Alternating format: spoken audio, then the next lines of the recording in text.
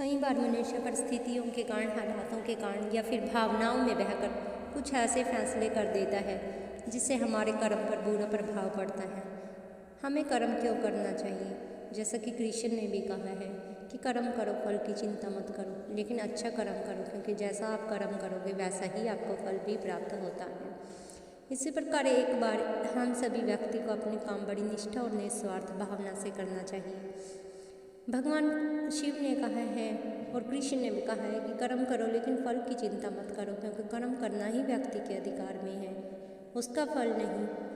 कई बार हालातों के कारण इंसान भावनाओं में बहकर कुछ गलत फैसले लेता है जिसका प्रभाव सीधे सीधे हमारे कर्मों पर पड़ता है।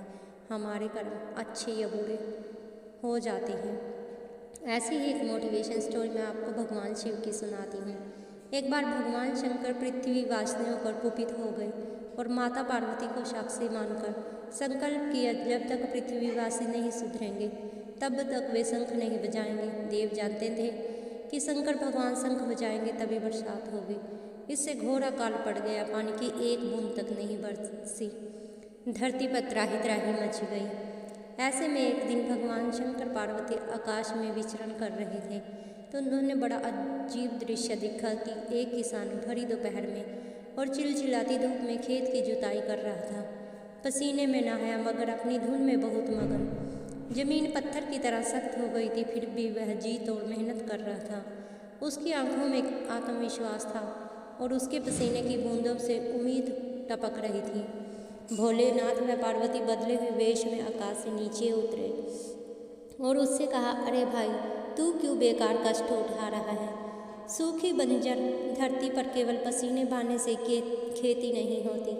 किसान ने हल चलाते चलाते ही जवाब दिया, हाँ बिल्कुल ठीक कह रहे हो श्रीमान, मगर हल चलाने के लिए तो गुण भूल न जाऊँ, इसलिए मैं हर साल पूरी लगन के साथ जुताई करता हूँ। जुताई करना भूल गए तो केवल वर्षा से खेती नहीं हो सकेगी। मेहनत का अपना ही परम आनंद है, मैं लोभ के लिए खेती नहीं करता। किसान की बात सुनकर महादेव को भी लगा कि ये तो परम आनंद की अनुभूति के लिए, मैं भी तो परम आनंद की अनुभूति के लिए शंख बजाता हूँ, मुझे भी शंख बजाए। एक वर्ष बीत गए, कहीं शंख बजाना भूल तो नहीं गए। उन्होंने तुरंत अपनी झोली से शंख निकाला और फिर जोर से फूंक मारी और चारों तरफ बादल की घटाएं घूमड़ पड़ी और बारिश, जोर जोर से बारिश होने लगी, बिजली चमकने लगी और जोरों की बारिश बरसने लगी। इस वर्षा के स्वागत में किसान के पसीने की बूंदों की पहले ही खेत में गिरकर चमक रही थी। हमारा जो काम है उसे पूरी निष्ठा से बिना किसी लोभ लालच के करना चाहिए, यही परम सुख है। जैसा कि भगवान ने कहा है कि आप अपना कर्म करते रहिए, निरंतर कर्म करते रहिए, उसका फल आज नहीं तो कल आपको जरूर प्राप्त होता है, बिना किसी स्वार्थ के। जैसा कि उस किसान ने किया, वो हर साल उस बंजर धरती पर भी हल जोतता रहा, क्योंकि वो चाहता था कि जिस दिन बारिश हो तब तक वो हल चलाना ना भूल जाए। इसलिए उसने निरंतर प्रयास किया और उसका प्रयास देखकर भगवान शिव को भी खुशी हुई कि जैसे कि ये किसान कह रहा है, मैं भी तो परमानंद सुख के लिए शंख बजाता हूँ, मैं भी तो इंसानों के लिए थोड़ी अपने आनंद के लिए भी तो ये करता हूँ, कहीं मैं भी तो अपने कार्य को भूल नहीं जाऊँ। तो जिससे मुझे सुख की अनुभूति होती है वही कार्य मुझे भी तो करना चाहिए। और वैसे ही भगवान शिव ने किया और तभी धरती पर इतनी जोरों की बारिश हुई और बहुत अच्छी सी फसलें लहरा गई।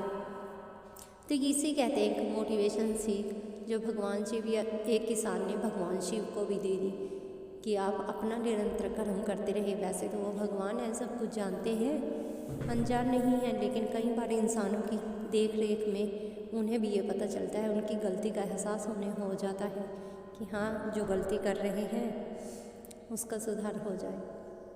भगवान भोलेनाथ की तो अनेकों कहानियाँ हैं, क्योंकि भगवान भोलेनाथ ने हमेशा जिसने जो भी मांगा है सबको सब कुछ प्रदान किया है। आप जब भी दुखी और निराश होते हो तो उनकी शरण में चले जाना, फिर देखना भगवान ने तो हमेशा हम सबका भला किया है, वह हमेशा करते हैं। बस आप भक्ति करना मत छोड़ें, उनकी भक्ति में अपने ध्यान को मगन करके रखें अपने आप को, फिर देखना भोलेनाथ आप पर प्रसन्न कैसे होते।